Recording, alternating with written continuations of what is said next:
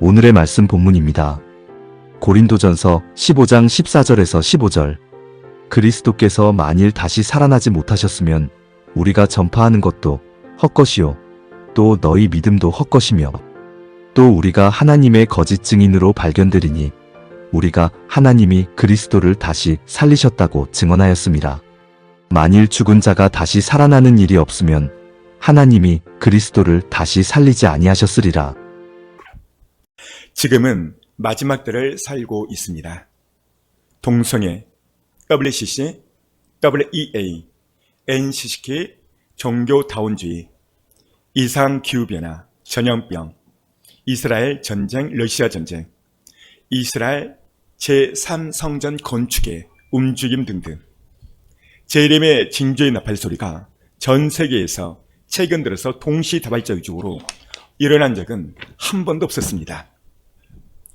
전 세계에 돌아가는 여러 징조를 볼 때 우리는 지금 마지막 때를 살고 있습니다. 우리가 신앙생활을 하라는 가장 큰 이유가 뭘까요? 그것은 영혼 구원입니다. 베드로전서는 1장 9절에 베드로는 이렇게 말합니다. 읽어줍니다. 믿음의 결국 곧 영혼의 구원을 받음이라. 여러분만 시작. 그렇습니다. 믿음의 결국, 믿음의 결론은 영혼 구원함이에요. 그렇다면 지금 이 시대의 구원은 뭘까? 주님 공중 재림할 때 휴고 신부로 올라가는 것이 구원입니다. 성경은 신구약을 통틀어 인생에 가장 큰 복이 있다는 거예요. 여러분 그게 어떤 복인지 아십니까? 오늘 성경은 이렇게 말씀하고 있습니다. 읽어줍니다. 이 첫째 부활에 참여하는 자들은 복이 있고 거룩하도다. 둘째 사망이 그들을 다스리는 권세가 없고 도리어 그들이 하나님과 그리스도의 제사장이 되어 1000년 동안 그리스도와 더불어 왕노릇하리라. 성경은 이 첫째 부활에 참여하는 자가 복되다. 그렇다면 이 첫째 부활이 무엇인가? 이것이 바로 휴거예요, 휴거. 이 휴거는 그리스도와 더불어 1000년 동안 더불어 왕노를 한다는 거예요. 할렐루야. 모세가 홍해를 가르는 복보다 솔로몬의 영광보다 다윗이 왕이 되어 40년 동안 이스라엘을 통치하는 것보다 창세기부터 요한계시록까지 가장 큰 축복을 말하라면 바로 휴거의 복이에요. 왜 그러는가? 그리스도의 신부로 왕권 신부로 올라가고 1000년 동안 몇 년 동안 왕노를 한다고 말하고 있잖아요. 이보다 더 큰 복은 성경이 없습니다. 그래서 그날을 준비시키는 종이 충성된 종이라고 주님이 말씀을 했어요. 그날을 준비하는 교인이 슬기로운 5처녀인 것입니다. 슬기로운 5처녀가 되려면 가장 먼저 뭐를 먼저 해야 될까요? 정말의 복음, 휴고 복음에 때에 맞는 양식을 오늘 내가 들어야만 슬기로운 5처녀처럼 준비할 수 있는 것입니다. 여러분들은 슬기로운 5처녀가 맞습니까? 바울은 오늘 이 구원에 대해서 엄청나게 말씀하고 있는데요. 이렇게 말씀하고 있습니다. 읽어줍니다. 내가 이미 얻었담도 아니요 온전히 이루었담도 아니라 오직 내가 그리스도 예수께 잡힌 바 된 그것을 잡으려고 달려가노라. 바울과 같이 대단한 훌륭한 사도인데, 그런 엄청난 종인데 그가 이렇게 말을 해버려요. 내가 이미 얻었담도 아니다. 온전히 이루었담도 아니라. 그리고 나는 이 구원을 위하여 달려간다는 거예요. 그 다음 내가 내 몸을 쳐 복종하게 함은 내가 남에게 전파한 후에 자신이 도리어 버림을 당할까 두려워함이로다. 보십시오. 내가 복음을 열심히 전하지만 바울임에도 불구하고 도리어 버림을 당할까 두려워한다는 것입니다. 빌립보서 2장 12절에 바울이 또 이렇게 말합니다. 항상 복종하여 두렵고 떨림으로 너희 구원을 이루라. 다시 말해볼까요? 시작. 항상 복종하여 두렵고 떨림으로 너희 구원을 이루라. 두렵고 떨림으로 너희 구원을 이루라. 여러분, 여기에 구원을 이루라, 헬라어를 찾아보니까 카테르 카데스테라는 단어를 쓰고 있어요. 뜻은 이루어가다, 두 번째는 만들어가다. 이 말은 현재 시제로 되어 있다는 것이에요. 현재 진행형입니다. 우리의 구원은 천국에 입성할 때, 주님 오실 때, 왕권심으로 올라갈 때 완벽하게 100% 이루어진 거예요. 그렇다면 이 구원의 조건은 예수님을 나의 구세주로 믿고 물과 성령으로 거듭나야 한다고 성경은 말씀하고 있습니다. 그렇다면 휴거의 조건은 무엇인가? 첫 번째는 예복을 반드시 준비하셔야 됩니다. 그게 어딨냐고요? 읽어줍니다. 내가 여호와로 말미암아 크게 기뻐하며 내 영혼이 나의 하나님으로 말미암아 즐거워하리니 이는 그가 구원의 옷을 내게 입히시며 공의의 겉옷을 내게 더하심이 신랑이 사모를 쓰며 신부가 자기 보석으로 단장함 같게 하셨습니다. 주님은 너희는 먼저 구원의 옷을 입어라. 두 번째는 공의의 겉옷을 입어라. 여기에 구원의 옷은 어떻게 입는가? 예수 그리스도를 믿고 물과 세로로 거듭났을 때 하나님이 속옷, 이 구원의 옷을 입혀주는 거예요. 두 번째, 공의의 겉옷, 이것이 바로 예복입니다. 여기 보십시오. 신부가 자기 보석으로 담장함 같이 하셨더라. 신부. 여기서 신부가 누굽니까? 오늘 저와 여러분인 거예요. 오늘 설교를 잘 들으셔야 됩니다. 그래야 내 영혼이 깨어나는 거예요. 예복을 준비해서 입을 수가 있는 것입니다. 공의의 겉옷. 여러분, 먼저 이 구원의 옷, 이 구원의 옷을 어떻게 입혀주는가? 갈라디아서 3장 27절에 이렇게 말씀하고 있어요. 갈라디아서 3장 27절에 보면 읽어줍니다. 누구든지 그리스도와 합하기 위하여 세례를 받는 자는 그리스도로 옷 입었느니라. 따라서 해볼까요? 그리스도로 옷을 입었느니라. 누가? 예수 그리스도에 더불어 세례를 받고 구원을 받은 자. 여러분, 이 예복이 얼마나 중요한가? 성경은요, 마태복음 22장을 통해서 주님이 예복에 대해서 친히 말하고 있어요. 읽어줍니다. 이르되 친구여 어찌하여 예복을 입지 않고 여기 들어왔느냐 하니 그가 아무 말도 못하거늘 임금이 사환들에게 말하되 그 선발을 묶어 바깥 어두운 데 내던지라. 거기서 슬피 울며 이를 갈게 되리라 하니라. 청함을 받는 자는 많되 택감을 입은 자는 적으니라. 친구여, 어찌하여 예복을 입지 않았느냐? 그리고 말합니다. 저의 손발을 묶어 바깥 어두운 데로 던져버려라. 이에 거기서 슬피 울며 이를 갈미라. 14절에 보면 읽어줍니다. 청함을 받는 자는 많되 택함을 입은 자는 적으니라. 여기 청함, 이게 구원의 옷이에요. 그러니까 주님 다시 오실 때는 구원의 옷만으로는 주님 앞에 갈 수가 없어요. 왜 갈 수 없는가? 왕권 신부로 올라가기 때문에 그래요. 그러나 예수님 오시기 직전에 소천하면 구원의 옷만으로 다 천국을 가요. 그러나 예수님 오실 때는 반드시 예복을 입어야 되는데 이 예복이 뭔가? 이것이 바로 청함입니다. 많은 사람들이 청함을 받았어요. 근데 예복을 입지를 않았어요. 그래서 요한계시록 보면 두아도르교로 말하잖아요. 너희는 벌거벗었다는 거예요. 이 말이 뭔 말이에요? 예복을 입지 않았다는 겁니다. 그렇다면 이 예복이 무엇인가? 성경은 이렇게 말씀하고 있습니다. 읽어줍니다. 우리가 즐거워하고 크게 기뻐하며 그에게 영광을 돌리세. 어린 양의 혼인계약이 이르렀고 그의 아내가 자신을 준비하였으므로 그에게 빛나고 깨끗한 세마포 옷을 입도록 허락하셨으니 이 세마포 옷은 성도들의 옳은 행실이로다 하더라. 보십시오. 어린 양의 혼인계약이 이르렀으니 준비했다는 거예요. 뭐를? 예복을. 예복을 구체적으로 요한은 이렇게 말합니다. 성도들의 옳은 행실이라. 할렐루야. 여러분, 이 세마포가 예복인 거예요. 자, 그렇다면 이 성도들의 옳은 행실이 무엇인가? 이거는 말씀대로 살아가는 거예요. 예복을 주님이 어떻게 입혀주는가? 그 다음 딱 읽어줍니다. 주께서 옷을 입음같이 빛을 입으시며 하늘을 휘장같이 치시며 주께서 옷을 입은 것 같이 빛으로 샥 입혀준다는 거예요. 어떤 사람에게? 철저히 예수의 피로, 예수의 불로 회개하고 말씀대로 살려고 예를 쓴 자에게, 그 자에게 예복을 빛으로 입혀준다는 것입니다. 사람의 예복 못 입게 하고 신앙생활을 제대로 못 오게 하는 게 뭔가? 그것이 바로 죄인데요. 읽어줍니다. 죄의 삭은 사망이요. 따라서 해볼까요? 죄의 삭은 사망이요. 여러분만 시작. 말씀대로 살지 못하게 하는 가장 큰 요소가 무엇인가? 그것은 바로 죄입니다. 사람에게 있어서 가장 큰 문제도요, 죄의 문제입니다. 사람들은 욕심과 공허함을 채우기 위해서 죄를 짓습니다. 죄 짓는 이유는 죄가 성경에 얼마나 큰 심각한 것인지를 모르기 때문에 죄를 짓습니다. 근데 오늘 성경은 말하잖아요. 죄를 지으면 사망, 죽음이라는 거예요. 여기서 죽음이 뭘까요? 영원한 지옥을 말하는 거예요.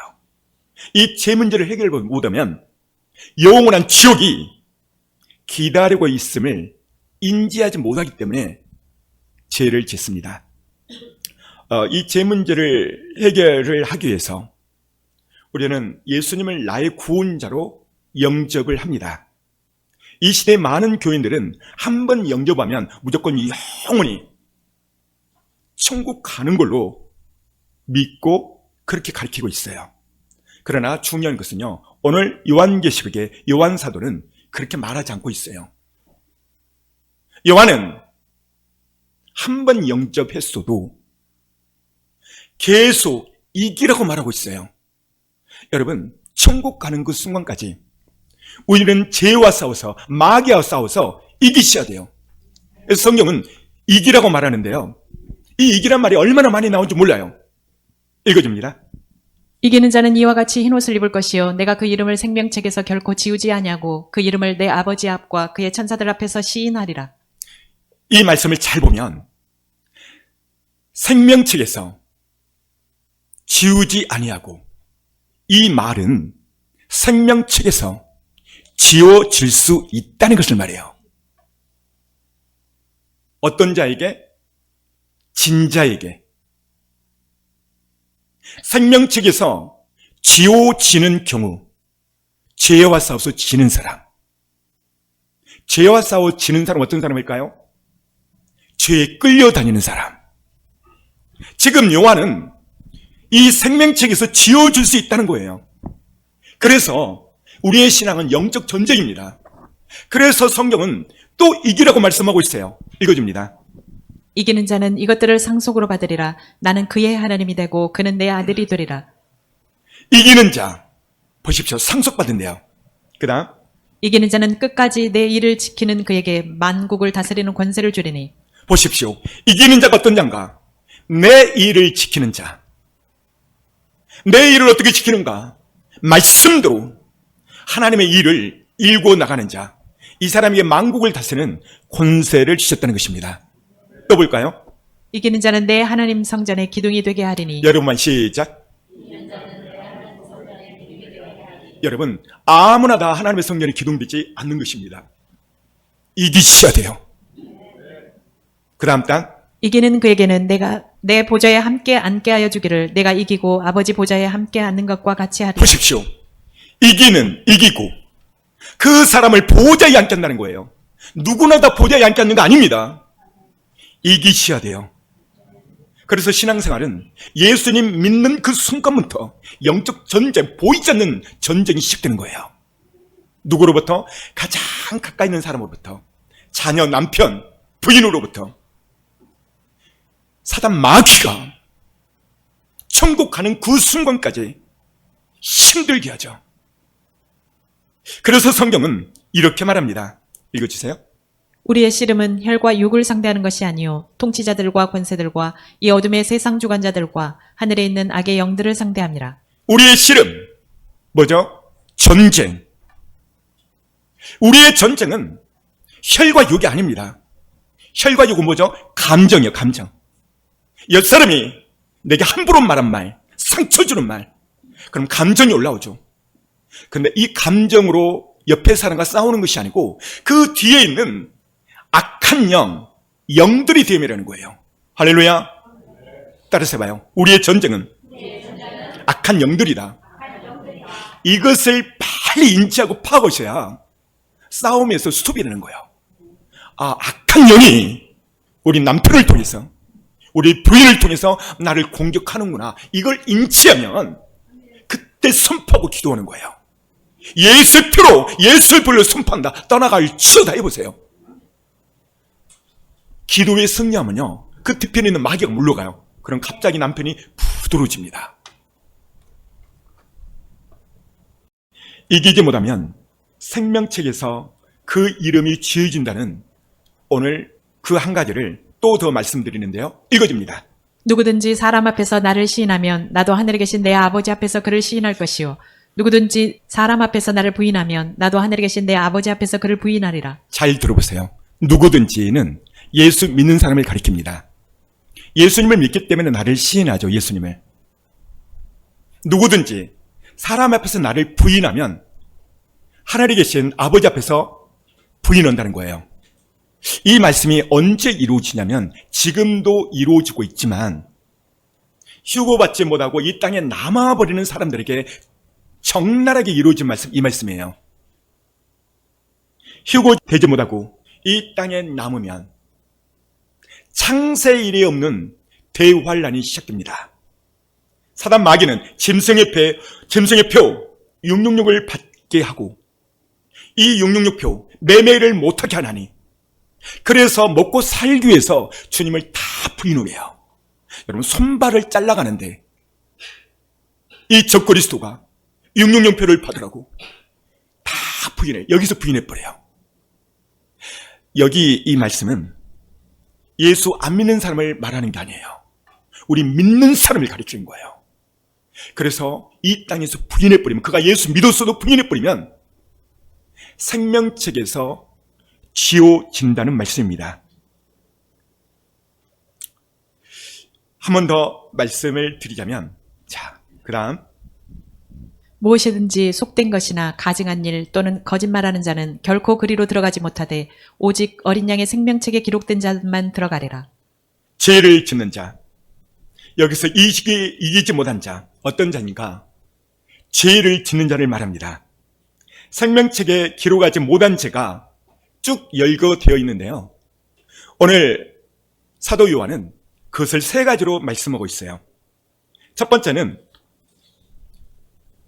속되거나 세상적으로 산다는 말이죠. 가증한 일. 세 번째는 거짓말하는 자. 이 사람들은 생명책에 지어져요. 그래서 이 죄를 어떻게 해결할 것인가? 지옥에 가는 죄가 여러 가지가 있는데 여기서 지금 세 가지를 말하고 있어요. 이 죄를 철저히 회개하고 예수의 볼로 씻음을 받은 자가 천국을 간다는 것이죠. 그렇다면 이긴 자의 특징은 어떤 것인가? 첫 번째, 죄의 목록에서 떠난 자입니다. 두 번째, 어린 양의 피로 주님의 보혈로 자기 두루마기를 빨고 죄 씻음을 받은 자입니다. 이기는 자는 특징은 늘 회개하고 예복 관리하고 주님과 동행하며 말씀대로 살아가는 자입니다. 성경은요, 요한계시록 20장 12절에 휴고의 조건이 있다고 말하고 있어요. 자, 읽어줍니다. 또 내가 보니 죽은 자들이 큰 자나 작은 자나 그 보좌 앞에 서 있는데 책들이 펴 있고 또 다른 책이 펴졌으니 곧 생명책이라. 죽은 자들이 자기 행위를 따라 책들에 기록된 대로 심판을 받으니. 행위를 따라서 해볼까요? 행위를 따라. 사랑하는 성도 여러분, 휴고의 조건은 말씀대로 행위를 따라, 말씀대로 실천하는 자, 행위를 따라 이 사람이 생명책에 기록되어지고 예복을 입고 주님 앞에 올라간다는 것입니다. 문제는 생명책, 현대 교회가 구원, 이 생명책에 대해서 너무나도 잘못 가르쳐버렸습니다. 첫 번째, 교회만 다니면. 두 번째, 예수님만 믿으면 모두가 다 생명책에 기록되어서 지워지지 않는다고 목사님들이 가르쳐버렸어요. 한 번 구원은 영원한 구원이라는 거예요. 그날 그때 뚜껑이 열려졌을 때 엄청난 일이 생길 거예요. 교회만 다니고 예수님 믿었다 하지만 말씀대로 살지 않고 자기 마음대로 사는 자, 이 사람이 천국 갈까요? 아까 말했어, 지워진다고요. 믿으면 그 행위가 믿음 있는 자처럼 행동하는 거예요. 그런데 이 시대 역사의 시간에 너무나도 많은 사람들이 장로요 집사라고 하지만 거짓말하고 사기치고, 여러분, 예수님의 12제자 유다, 예수님 믿었습니다. 그가 천국 갔을까요? 못 갔습니다. 그래서 마태복음 7장 21절에 주여 주여 하는 자마다 다 천국 갈 것이 아니라 아버지의 뜻대로 사는 자, 여기서 아버지의 뜻이 뭐예요? 말씀대로 사는 자. 이것을 강력하게 가르쳐야 되는데 안 가르치는 것이 큰 문제입니다. 생명책에 이름이 있는데 행위록에 보상받을 만한 선행이 없어요. 그래서 천국에 집이 없는 사람들이 얼마나 많은 사람들이 집이 없는지 몰라요. 세 번째, 어떤 사람은 생명책에 이름도 있고 행위록에 선행도 있고 그리고 큰 상금을 쌓아서 일거양득을 하는 사람, 오늘 말씀을 듣고 이 말씀대로 살아가는 자, 그 사람이 복된 자입니다.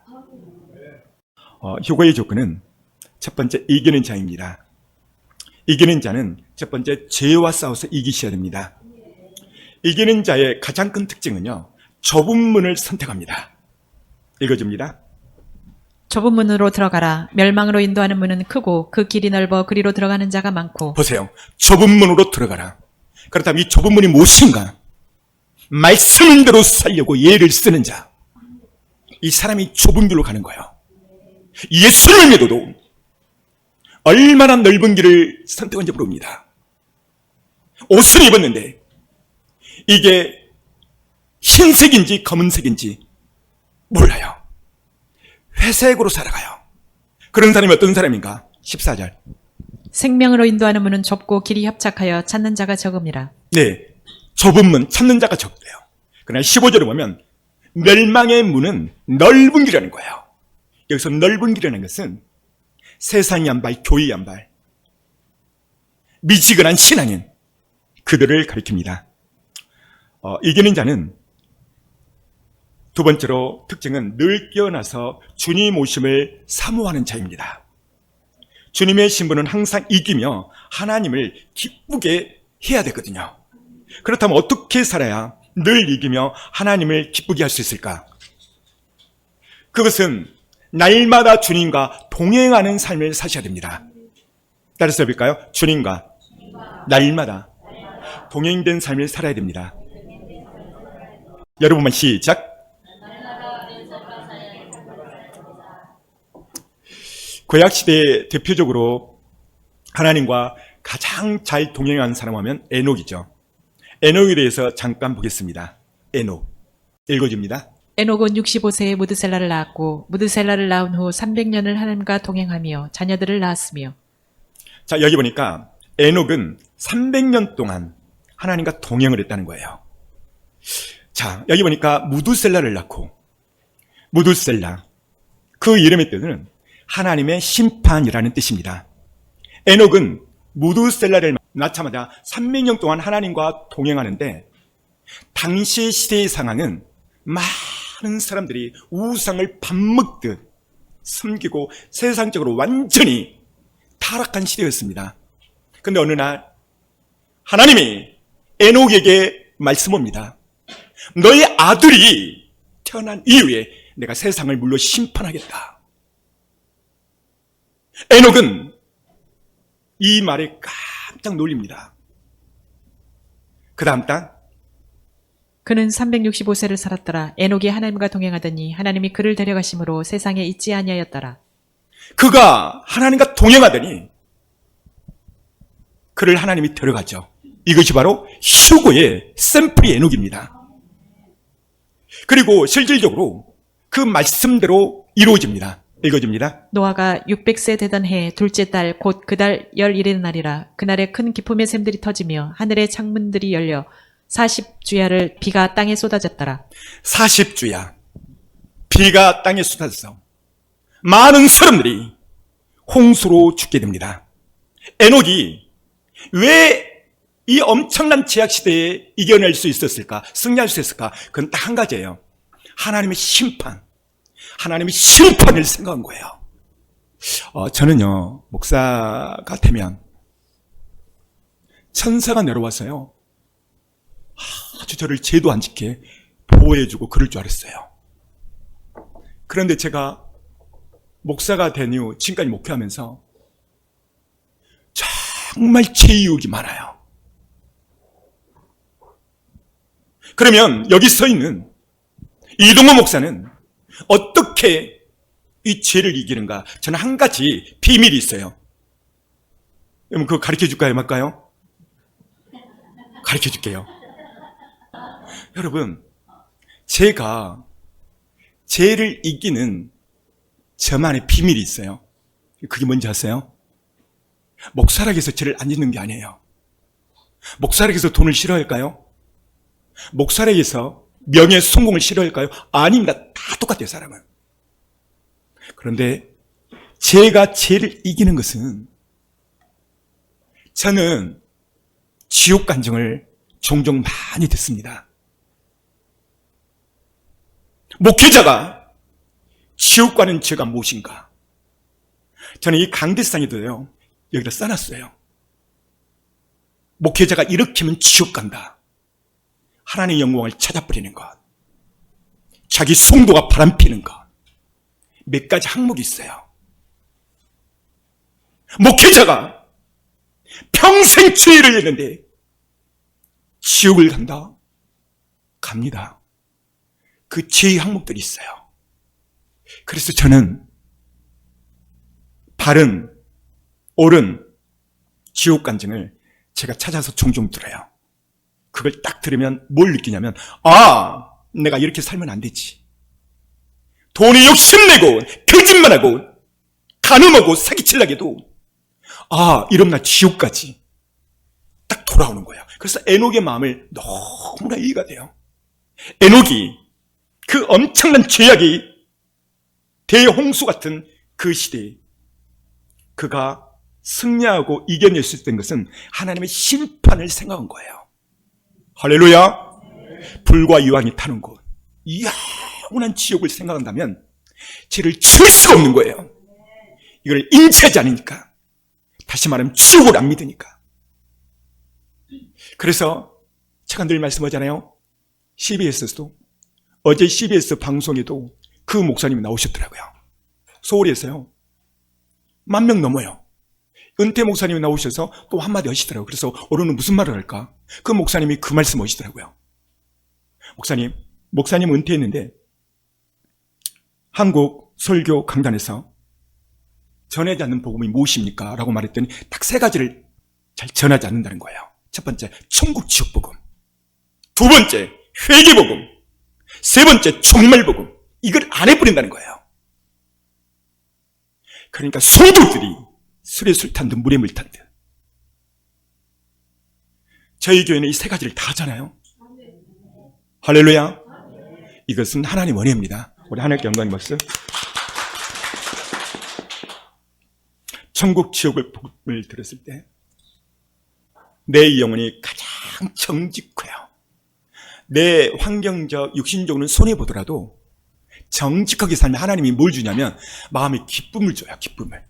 그리고 설교를 담백히 전할 수 있어요. 내가 부정직한데 어떻게 여러분들에게 정직하십시오, 이런 말을 설교할 수 있겠어요? 하나님은 말씀을 조리 있게 잘 말을 풀어서 라는 설교를 원하는 게 아니고요. 어떤 설교를 원하시냐면, 너는 이 설교를 전할 때 그 말씀대로 살고 있느냐, 너희 성도들은 그 말씀대로 실천하고 있느냐, 이거를 보시더라고요. 지금 우리 시대는 마지막 때를 살고 있습니다. 이 마지막 때에 우리가 가장 해야 할 것이 무엇인가? 주님의 신부로 변화된 삶을 살아가셔야 됩니다. 그렇다면 신부로 살려면 어떻게 해야 되는가? 그것은 예수님을 나의 주인으로 모시는 신앙생활이 중요합니다. 우리가 신앙생활을 아무리 오래 해도 쉽게 변화되지 않습니다. 여러분, 그 이유가 뭘까요? 그것은 예수님이 이 땅에 오셨는데 복음 중에 우리는 십자가에 죽으신 복음, 이 복음만을 외치며 십자가만 붙들고 살아요. 그래서 찬양을 부를 때도 맨날 십자가, 십자가, 나를 위하여 죽으신 십자가, 이것을 묵상을 해요. 물론 그것도 중요한데요, 그보다 더 소중한 건, 더 중요한 거는 십자가에서 죽으시고 3일 만에 부활하신 그 부활의 주님을 내가 만나야만 변화가 될 수가 있습니다.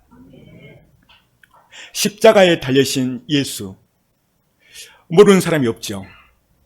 그런데 성경 내용에 하나님의 아들 예수님이 이 땅에 오셔서 우리 죄를 위하여 죽으시고 3일 만에 사신 그 예수님이 지금 나의 마음에 주인으로 와 계시는가? 이것을 인지하지 않으면 사람은 절대 변하지 않습니다. 마귀는 이 땅에 40일 동안 예수님이 부활하고 승천하고 40일 동안 계셨죠. 그리고 1년 중에 이 죽은 예수로 가득 채워요. 마귀의 전략은 영원히 사시는 그 예수 그리스도를 1년 한번 4월 달에 부활주의를 한번 딱 전하고 그리고 계속 십자가 사랑이에요. 여러분, 예수님은 영원히 사시는 분인데 1년에 딱 한 번 부활주일 사셨네, 예수 사셨네, 흰옷 입고. 여러분, 예수님은 영원히 사시는 분인데 한국교회, 아니 전 세계의 교회가 1년에 한 번 부활주일 한 번 딱 만들어 놓고 그때만 부활 찬양하고 그래요. 왜 성도가 변하지 않을까? 10년, 20년, 50년 믿는데 안 변해. 저도 엄청난 딜레마에 빠졌어요. 왜 변하지 않을까? 그 이유를 제가 찾았는데 바로 부활의 복음을 몰라서예요. 이 부활의 복음이 왜 이렇게 중요한가? 자, 읽어줍니다. 이를 위하여 그리스도께서 죽었다가 다시 살아나셨으니 곧 죽은 자와 산 자의 주가 되려 하심이라. 여기 보십시오. 이를 위하여, 목적어죠. 무엇이 대한 목적어입니까? 죽은 자와 산 자의 목적어입니다. 왜 주님이 살아나셨는가? 죽은 자와 산 자의 주가 되려고. 이 주가 한문으로 주인주자를 씁니다. 왜 이 주가 이렇게 중요한가? 그 다음 단입니다. 읽어주세요. 영접하는 자, 곧 그 이름을 믿는 자들에게는 하나님의 자녀가 되는 권세를 주셨으니. 우리가 어떻게 구원을 받는가? 우리 마음속에 예수님을 나의 구원자, 나의 주인으로 모셔들을 때 우리가 하나님의 자녀가 되고 구원을 받는 거예요. 주님은 오늘도 이 설교를 통해서 노크러고 있어요. 너의 주인은 누구냐? 우리 마음속에는 다 이 같은 마음의 의자가 있습니다. 이 마음속에 의자를, 이 주인을 예수님으로 모셔드릴 때 그때 구원이 이루어진다는 거예요. 그 다음 단 보십시오. 읽어줍니다. 내가 만일 내 입으로 예수를 주로 시인하며 또 하나님께서 그를 죽은 자 가운데서 살리신 것을 내 마음에 믿으면 구원을 받으리라. 보십시오. 내 입으로 주로 시인하며 그를 마음속으로 믿으며 어떤 거를, 주님을 나의 주인으로 믿을 때 그때 구원이 일어난다는 거예요. 근데 문제는 이 구원, 이 영접, 예수님을 나의 주인으로 모신 부분이 오늘만 아니라 주님 나라 가는 그 순간까지. 그래서 바울이 말한 거예요. 나는 이미 얻었답니다 합니다. 나는 이미 이뤘답니다 합니다. 이 무슨 말이냐면 순간 내 마음속의 주인이 수시로 계속 바뀌어요. 언제 바뀝니까? 길을 가다가 옆 사람이 뺨을 딱 때려봐요. 그건 정말 말씀대로 사는 사람은 아이고 오른쪽 뺨을 때리셨군요. 아이고 왼쪽 뺨 단대 때려주세요. 이렇게 말씀대로 사는 거거든요. 그런데요, 우리 친구 그는 정말 그러더라고요. 할아버지 장로, 자기 아버지 장로 3대째예요. 자기는 오른쪽 뺨을 맞으면 분이 못 이겨서 상대방 왼쪽 오른쪽 한 대 더 때려버린대요. 그래야 풀린다는 거예요. 여러분, 제 친구거든요. 근데 그의 친구 지금 이혼했어요. 얼마나 힘들게 사는지 몰라요. 사랑하는 성도 여러분, 말씀대로 사셔야 돼요. 이것이 예수님을 나의 주인으로 모신 사람의 특징입니다. 어떤 문제, 재정, 사람들과의 분쟁, 이익권 다툼, 이것이 생겼을 때 주님은 이 상황 가운데서 뭐라고 말씀하시는가? 여러분들이 실질적으로 와닿지 않으니까 제가 어제 있었던 이야기를 해드릴게요. 우리 교육과 공사를 하겠죠. 유아의 이야기는 안 할까 하다가 하나님 내 마음에 감동을 주셨습니다. 업자는 어떻게든지 작게 공사하고 많은 돈을 벌기를 원하는 게 업자예요. 이 기업의 목적이죠. 작은 투자로 큰 이윤을 벌어들이는 것. 그래서 성전 공사를 하고 있는데 이분이 액수를 이제 견적이 나왔죠.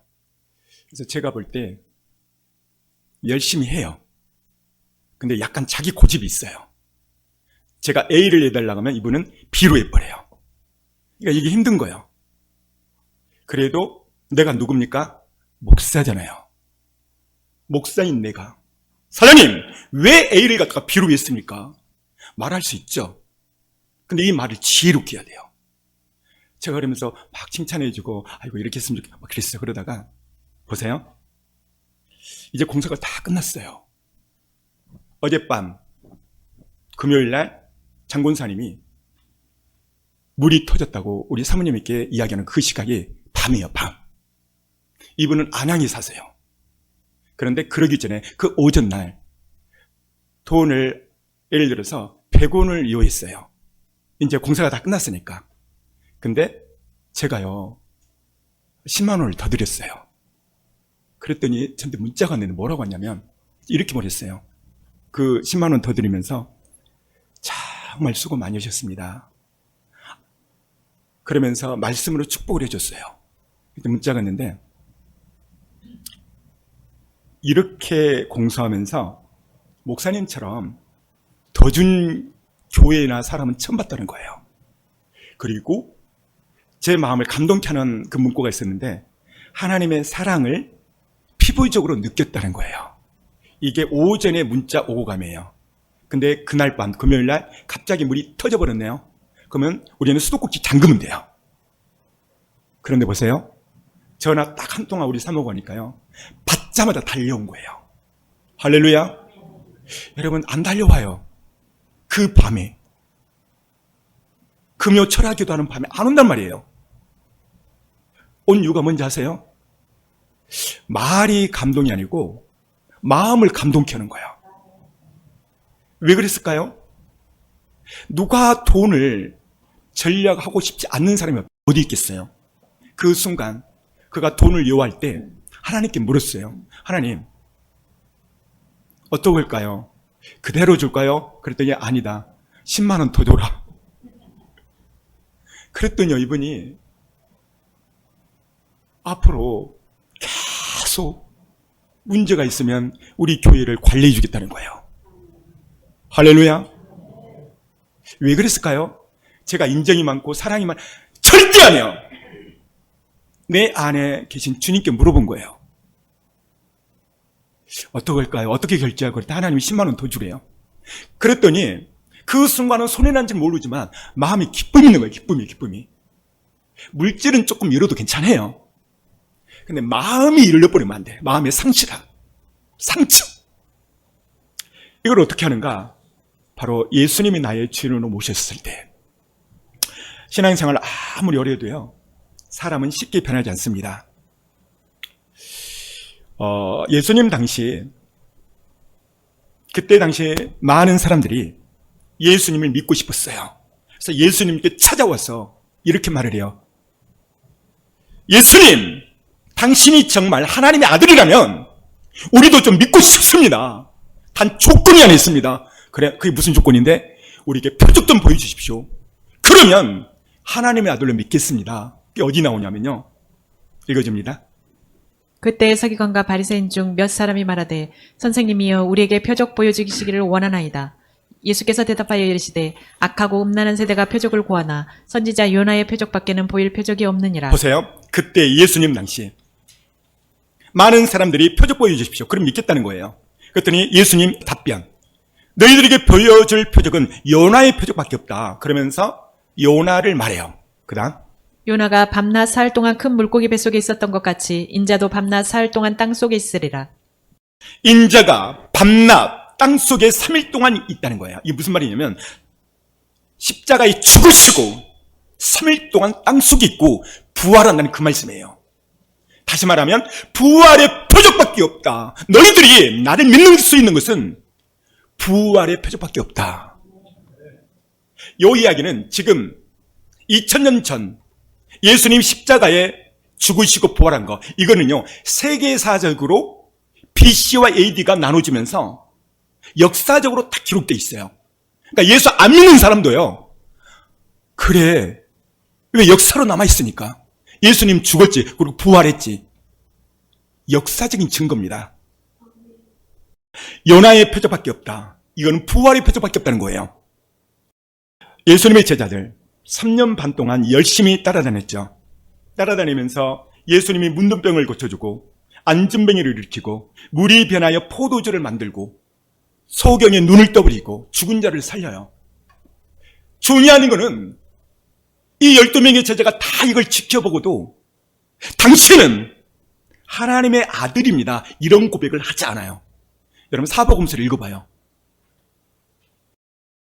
제자들 언제 주는 하나님의 아들이십니다, 이 고백을 하냐면요, 예수님이 죽고 부활한 다음부터 시작돼요. 자, 대표적으로 도마는 어떤 사람이죠? 의심 많은 사람 오면 도마죠. 이 도마가 예수님 부활 후 다른 제자들에게는 다 보이셨지만 이 도마에게는 보이질 않았어요. 개인적으로 만나죠. 볼까요? 읽어줍니다. 도마에게 이르시되 내 손가락을 이리 내밀어 내 손을 보고 내 손을 내밀어 내 옆구리에 넣어보라. 그리하여 믿음 없는 자가 되지 말고 믿는 자가 되라. 보십시오. 이 도마는 의심이 많아서 예수님 먹자고 이 손가락을 넣어본 거예요. 그리고 난 다음에 뭐라고 말하냐면 28절. 도마가 대답하여 이르되 나의 주님이시오 나의 하나님이시니이다. 이때 나의 주님이시오, 무슨 말이에요? 나의 주인이시오란 말이에요. 두 번째는 이때 나의 하나님이시오. 할렐루야. 언제? 부활한 다음에 이 말을 한 거예요. 그 이전에는 예수님은 사람이에요. 사람. 그런데 부활 다음에, 그것도 그럴 것이 30대 먹은 젊은 청년 예수님을 당시 사람들이 하나님의 아들이라고 고백할 수 있었을까요? 못합니다. 그 유아를 보고 자란 배경을 봤기 때문에 어떻게 저 젊은 청년이 하나님이고 하나님의 아들이라 말이 안 되는 거예요. 성경은 이 큰 사실을 부활로 증명을 해버리기 때문에 부활이 그래서 중요한 것입니다. 하나님은 모든 사람에게 믿을 만한 증거를 주셨어요. 그것은 예수님의 부활 사건을 통해서 주님의 아들이라는, 하나님의 아들이라는 것, 모든 사람이 믿을 만한 증거, 이것이 바로 부활의 증거입니다. 성경 예언대로 주님이 우리 죄를 위하여 죽으시고 3일 만에 성경대로 부활하셨죠. 그리고 하나님의 아들이요, 그가 하나님이죠. 그 증거와 표적을 부활을 통해서 나타내 보이신 것입니다. 제자들의 변화된 것은 부활 후 완전히 바뀌어요. 그래서 이 부활이 얼마나 중요하냐면 성경은 이렇게 말하고 있어요. 읽어줍니다. 그리스도께서 만일 다시 살아나지 못하셨으면 우리가 전파하는 것도 헛것이요 또 너희 믿음도 헛것이며. 보십시오. 주님이 다시 살아나지 못했다면, 부활하지 못했다면 전파되는 것 헛것, 믿음 헛것이라는 거예요. 모든 것이 헛것입니다. 그래서 15절에 보면 읽어줍니다. 또 우리가 하나님의 거짓 증인으로 발견되리니 우리가 하나님이 그리스도를 다시 살리셨다고 증언하였습니다. 만일 죽은 자가 다시 살아나는 일이 없으면 하나님이 그리스도를 다시 살리지 아니하셨으리라. 보십시오. 증거된 모든 것이 거짓되고 헛거라고 지금 말씀하고 있어요. 그 다음 그리스도께서 다시 살아나신 일이 없으면 너희의 믿음도 헛되고 너희가 여전히 죄 가운데 있을 것이요. 그렇습니다. 여전히 죄 가운데 있다는 거예요. 부활이 없으면 모든 것이 헛거예요. 자, 그 다음 마태복음 8장 23절 읽어줍니다. 배에 오르심에 제자들이 따랐더니 바다에 큰 놀이 일어나 배가 물결에 덮이게 되었을 때 예수께서는 주무시는지라. 그 제자들이 나와 깨우며 이르되 주여 구원하소서 우리가 죽겠나이다. 어느 날 배를 타고 갈릴리 바닷가를 가게 됩니다. 그리고 엄청난 풍랑이 일어나죠. 그 다음 예수께서 이르시되 어찌하여 무서워하느냐 믿음이 작은 자들 하시고 곧 일어나사 바람과 바다를 꾸짖으시니 아주 잔잔하게 되거늘 그 사람들이 놀랍게 여겨 이르되 이가 어떠한 사람이기에 바람과 바다도 순종하는가 하더라. 여러분, 이 27절을 보면 다시 읽어줍니다. 그 사람들이 놀랍게 여겨 이르되 이가 어떠한 사람이기에 바람과 바다도 순종하는가 하더라. 이가 어떠한 사람이기에, 여기 어떤 사람이 누구를 가리키죠? 예수님을 가리키죠. 거기에 다 제자들 닳고 풍랑이 일고 배가 뒤질 뻔한 그 사건을 풍랑과 파도가 잠잠하랬더니 고요해지죠. 그때 제자들의 반응은 이가 어떤 사람이기에 바다와 파도도 순종한다, 이렇게 말을 하고 있어요. 어떠한 사람. 여러분, 제자들은 이렇게 말하면 안 되죠. 왜? 죽은 자를 살렸고 안전멸을 일으킨 예수님이 이거를 보고 우와! 브라보! 당신은 하나님의 아들이 맞습니다. 하나님을 찬양합니다. 이렇게 말이야 정상인데 이가 어떤 사람이기에? 사람이라는 거예요. 베드로 예수님을 사람으로 믿은 거예요. 그래서 그가 예수님을 부인해버렸어요. 읽어줄까요? 또 예수께서 건너편 가다라 지방에 가심에 귀신 들린 자 둘이 무덤 사이에서 나와 예수를 만나니 그들은 몹시 사나워 아무도 그 길로 지나갈 수 없을 지경이더라.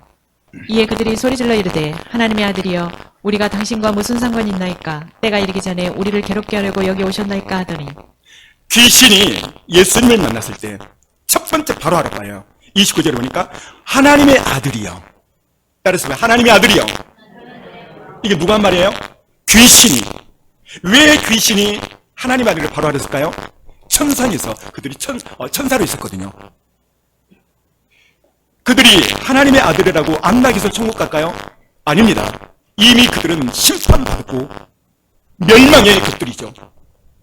그런데 이 귀신은 한 번 보고 하나님 아들이라고 말을 했어요. 그러나 베드로를 비롯해서 많은 제자들은 죽은 자를 살리고 눈봉사를 눈뜨게 하고 안전명 일으켜도 하나님의 아들이라고 말했잖아요.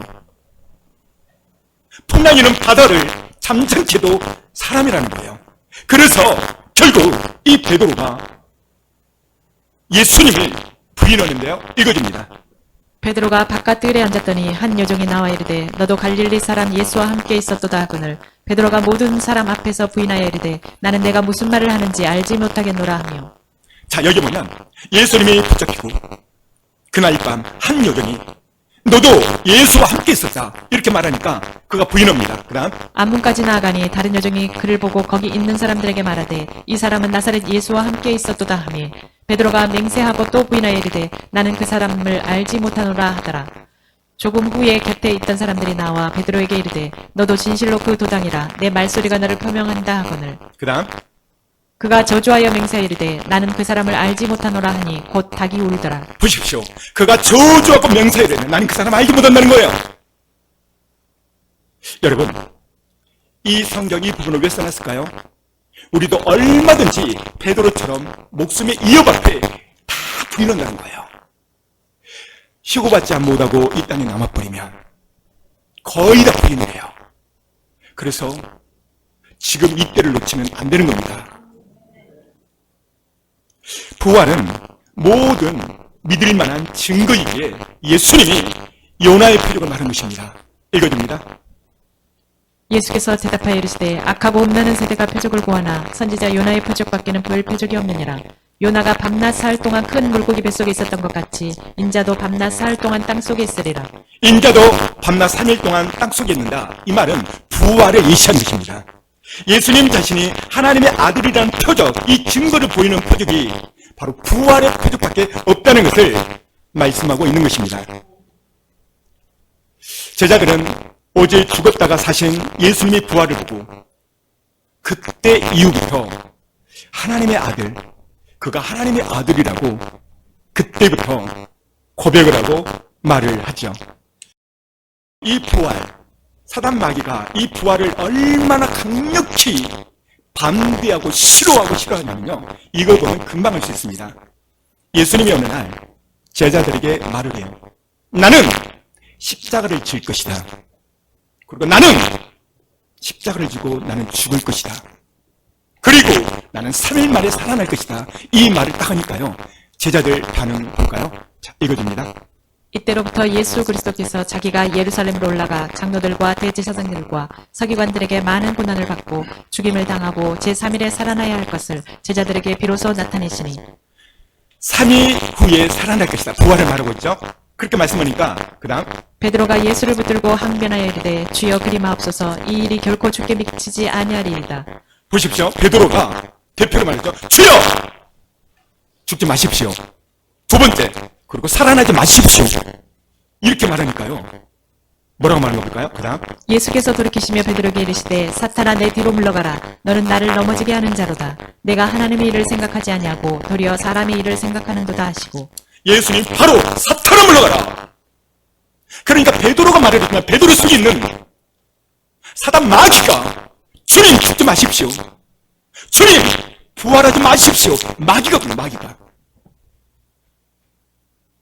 지금 이 마귀가 전 세계 교회 부활주일 한 번만 예수님 사셨네로 딱 정하고 다 십자가만 말하고 있어요. 십자가 사랑. 인간의 진짜 변화는 어디서 오는가? 부활하신 주님을 만날 때 변화가 되는 거예요. 바울 엄청난 예수 그리스도의 대적자였죠. 그런데 그가 언제 변화가 되냐면 다메섹 도상에서 부활하신 예수님을 만나고 그가 완전히 바뀌어버려요. 할렐루야. 여러분 정말 그렇습니다. 그 다음 편 읽어드릴까요? 빌립 이르되 주여 아버지를 우리에게 보여주옵소서 그리하면 족하겠나이다. 예수께서 이르시되 빌립아 내가 이렇게 오래 너희와 함께 있을 때 네가 나를 알지 못하느냐. 나를 본 자는 아버지를 보았거늘 어찌하여 아버지를 보이라 하느냐. 나와 아버지는 하나이니라 하신대 유대인들이 다시 돌을 들어 치려 하거늘. 보십시오. 나와 아버지는 하나다. 이렇게 말하니까요, 반응 보십시오. 돌을 들어 치렸다는 거예요. 그러니까 예수님 제자들에게 나타나 보이시고 대표적으로 빌립이 아버지를 보여달라고 그러니까 나와 아버지는 하나이다. 이 말을 하니까 돌을 들었다는 거예요. 이 돌을 들었단 말은 뭔 말이에요? 사단 마귀가 부활, 예수 그리스도는 하나님의 아들이다. 이것을 마귀가 돌을 든 거예요. 여러분, 예수 그리스도가 하나님의 아들이 된 그를 가장 강력하게 증명한 것이 부활이에요. 부활함으로써 하나님의 아들이라는 것을 증명을 한 것입니다. 그래서 이 바울이 부활하신 하나님을 만나고 예수님을 만나고 그가 완전히 바뀌어버리죠. 그래서 사도행전을 보면은 자 읽어줍니다. 항상 우리와 함께 다니던 사람 중에 하나를 세워 우리와 더불어 예수께서 부활하심을 증언할 사람이 되게 하여야 하리라 하거늘. 사도행전은요 모두가 다 부활의 증언이었어요. 부활. 여러분의 증언이 뭐죠? 첫 번째 간증, 전도, 설교. 그러니까 사도행전의 모든 설교는요 주님 죽었다가 살아나셨다. 그분은 하나님의 아들이다. 우리도 죽지만 반드시 부활하고 살아날 것이다. 이게 설교의 핵심포인트였어요. 그런데 이 시대 역사의 시간에는 1년에 딱 한 번. 그래서 오늘 지난주도 부활, 오늘도 부활. 그래서 부활2라고 정한 것입니다. 제목을. 우리 교회는 1년 내내 이 부활복음을 치원해야 돼요. 왜 부활복음이 중요한가? 사망 권세, 마귀 권세를 깨뜨려버리는 것이 부활이기 때문에 그래요. 복음이 5대 복음이 있는데 십자가의 죽으심, 보혈의 복음, 십자가의 복음, 예수의 피의 복음, 이것이 악한 마귀를 깨뜨리고 이길 수 있는 거예요. 예수의 피, 예수의 보혈을 선포할 때 마귀가 떠나가는 거예요. 내 영혼이 가장 깨끗해지는 거예요. 오늘 찬양 보십시오. 제가 이렇게 찬양하라고 했어요. 보혈의 찬양, 힘찬 찬양하라. 제가 앞에서 기도하는데 얼마나 힘이 됩니까? 여러분도 그렇죠? 할렐루야. 바꾸셔야 돼요. 부활의 찬양으로, 보혈의 찬양으로. 그럴 때 어두운 영이 달라붙어 어두운 영이 떠나가는 거예요. 그래서 교회, 예수의 피, 예수의 보혈, 부활의 복음을 전할 때 가장 강력하고 힘이 있는 것입니다. 초대교회는 오직 부활하신 그 주님만을 증거합니다. 제가 오늘 설교를 준비하면서 한 영상이 생각났습니다. 이 여인은 바람피는 남편을 만나서 엄청나게 상처를 받아요. 그리고 결국 버림을 받아요. 여러분, 결혼도 잘해야 됩니다. 근데 이 여성은 결혼을 잘못했어. 바람피는 남편을 만나가지고요, 한평생을 고생하고 버림을 받아요. 그래서 그 남편도 예수 믿는 사람이고 같은 예수 믿는 사람이에요. 그래서 죽음 직전에 갔어요. 그래서 이 부활의 복음, 예수의 피, 예수의 복음, 예수의 보혈, 예수의 부활의 복음을 보고 이 사람이 회복하고 살아난 5분 간증입니다. 함께 보도록 하겠습니다. 저는 어렸을 때부터 고아원이나 양육원 같은 것을 운영해서 어려운 사람들을 도와주고 싶은 꿈이 항상 있었습니다. 기도만 하면 그들이 떠올라서 추운 겨울 주일 아침 일찍 찾아가게 되었는데요. 그날 이후로 저는 시간만 나면 그곳에 가서 그들과 함께 시간을 보냈습니다. 그렇게 1년이란 시간이 흘러서 저는 그곳 원장님과 결혼을 하게 되었는데요. 우리 기관은 나날이 커지고 유명해졌는데 제 마음은 기쁨이 점점 사라졌습니다. 결혼 생활도 남편과의 갈등으로 점점 힘들어졌어요. 남편은 유명세를 타기 시작하면서 장애인 식구들에 대한 순수했던 초심을 잃어갔습니다. 특히 남편의 여자 문제는 저를 너무 힘들게 했고, 포럼과 폭력은 참을 수 있었지만 남편의 끝없는 거짓말은 저를 거의 미치게 만들었습니다. 사람들은 제 말이 아니라 남편의 말을 믿었어요. 누구한테 말도 못하고 죽을 것 같은 고통을 참고 있을 때 남편은 오히려 이혼을 해달라고 했습니다. 배신의 아픔으로 저는 견딜 수가 없었어요. 새해 첫날 21일 작정 금식 기도를 하러 갔어요. 저 스스로 목숨을 끊을 수 없으니 죽지도 못하고 차라리 금식하다 천국 갔으면 좋겠다는 심정으로 기도원에 갔는데요. 19일째 새벽에 주님께서는 나는 참 포도나무니 너는 나의 가지가 되거라는 말씀을 3번 들려주셨어요.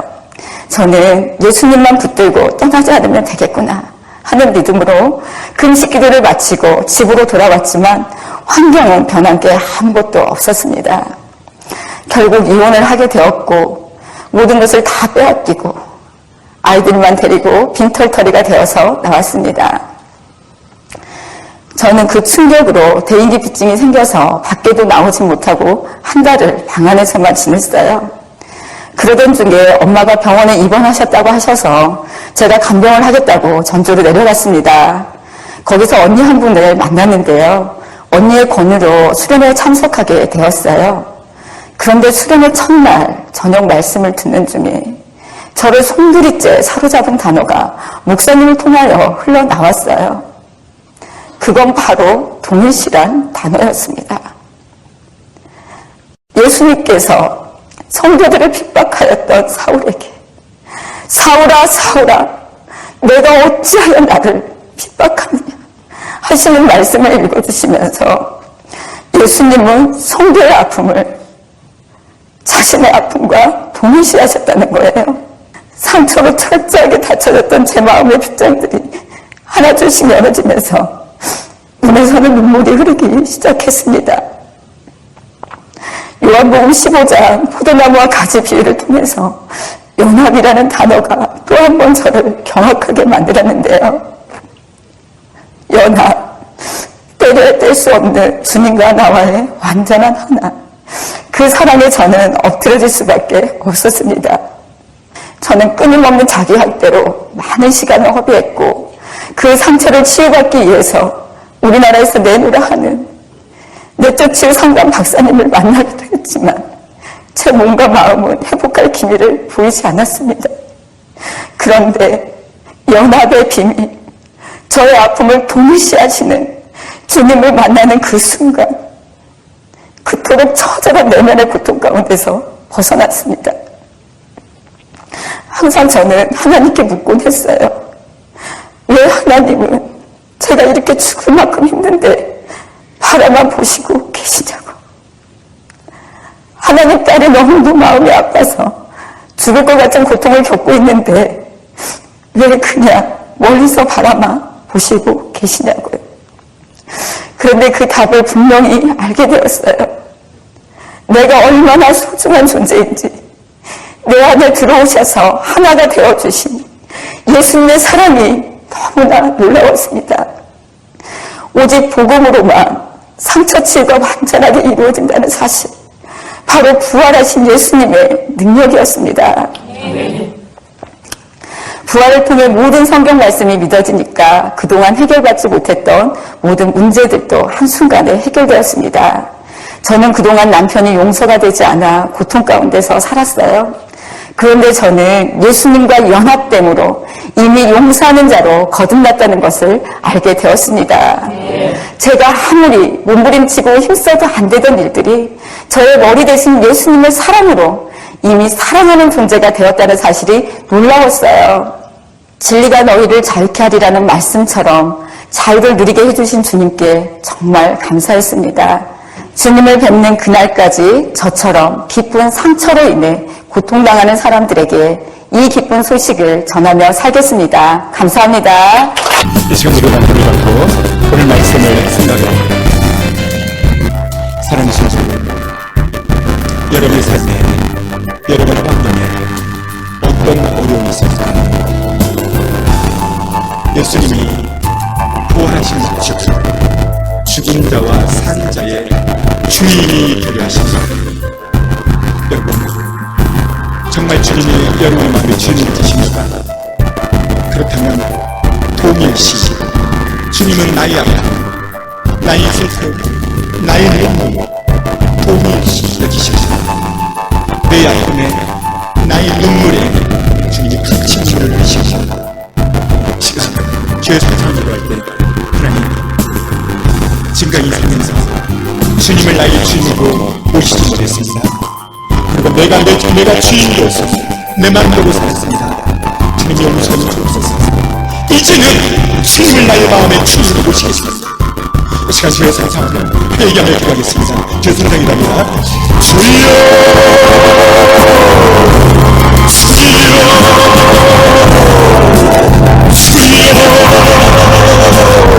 예수 피로, 예수 피로, 예수 피로, 예수 피로, 예수 피로, 어둠의 소리가 나를 쳐서 예수 피로, 예수 피로, 예수 피로, 주여, 역사를 듣고 통통이랍니다.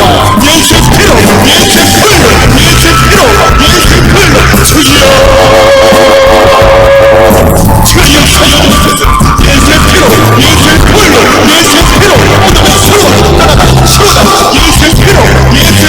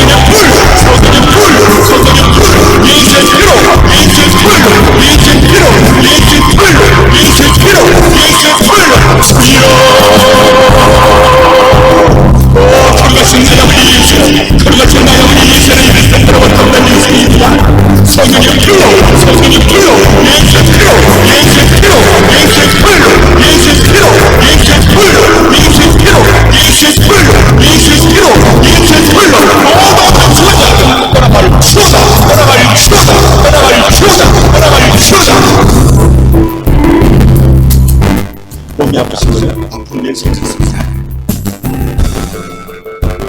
기도 제목 하는 두 손을 가슴습니다.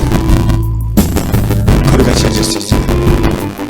예수께서 칭칭하지 예수께서 칭칭하지 너의 모든 병을 낫게 하려 하시옵소서. 이 시간 칭칭의 능력이 얼굴에 입술을 쏘서 입안의 모든 질병 떠나갈 쏘서 예수의 명을 유방암은 떠나갈 쏘서 예수의 피로 예수의 보혈로 선포하니 유방암은 완치될 쏘서 예수의 명을 허리의 모든 통증은 사라질 쏘서 사라질 쏘서 예수의 피로 예수의 보혈로 귀의 모든 안걸림도 잘 들려질 쏘서 예수의 피로 예수의 보혈로 안가져간 병도 떠나갈 쏘서 귀의 모든 병도 떠나갈 쏘서 가슴의 모든 통증도 떠나갈 쏘서 오장육도 머리에서 발끝까지 모든 질병을 다 떠나갈 쏘서 하나님 내게 문제가 있었어 가슴에 소리가 있었어 이 문제를 해결하여 주옵소서. 이 시간 부정한 영이 순수할 때 저들 모든 문제가 떠나가고 축복이 되게 하여 주옵소서. 예수의 피로 예수의 보혈로 예수의 피 예수의 보혈 예수의 피로 선포한다. 모든 문제는 풀어질 쏘자 축복이 될 쏘자. 걸어가시오. 오늘 선포하며 기도한 것보다 하나도 땅에 떨어지지 않냐고 오늘부터 모든 병들이 하나하나 물러가게 주옵소서. 예수의 피로 예수의 보혈로 선포한다. 천사사지로 안개가 덮친 것처럼 유방덩어리의 모든 안개를 사라질 쏘자. 주님의 살아계심을 마음껏 주이고 충성할 수 있도록 암을 사라지게 주옵소서. 머리에서 발끝까지 모든 죄병 사라지게 하여 주옵소서. 그러면 부활의 주님을 마음껏 칭찬하는 우리가 되게 하여 주옵소서. 예수님의